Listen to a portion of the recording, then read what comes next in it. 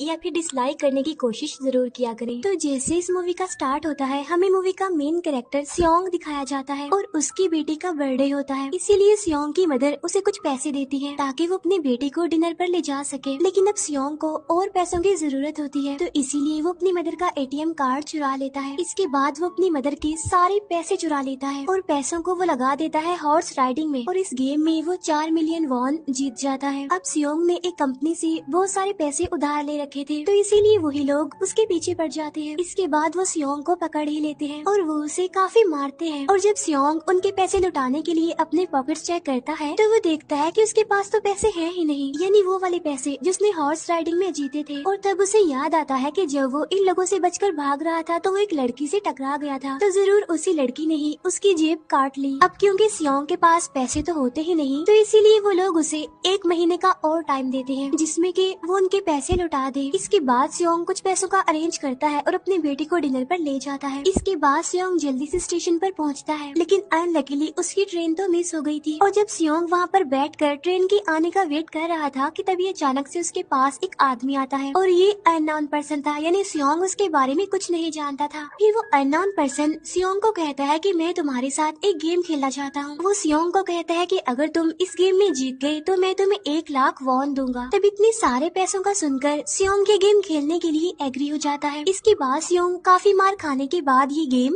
जीत जाता है, यानी वो 1 लाख वॉन हासिल कर लेता है। इसके बाद वो अननोन पर्सन सियोंग को एक कार्ड देता है, ये कहते हुए कि अगर तुम और पैसे जीतना चाहते हो तो इस कार्ड पर जो नंबर लिखा हुआ है उस पर कांटेक्ट करना। इसके बाद सियोंग जब अपने घर जाता है तो उसकी मदर उसे कहती है कि तुम्हारी बेटी अगले साल अपने स्टेप फादर के साथ यूएस में शिफ्ट हो रही है। यहाँ पर हमें ये पता चलता है कि सियोंग की डिवोर्स हो गई है और उसकी वाइफ ने दूसरी शादी भी कर ली है। लेकिन सियोंग कभी भी ये नहीं चाहता था कि उसकी बेटी उससे दूर जाए, लेकिन उसे बहुत सारे पैसे चाहिए होते हैं अपनी बेटी की कस्टडी वापस लेने के लिए, तो इसीलिए सियोंग उस कार्ड वाले नंबर पर कॉल करता है। इसके बाद सियोंग को एक गाड़ी में लाया जाता है जहाँ पर और भी लोग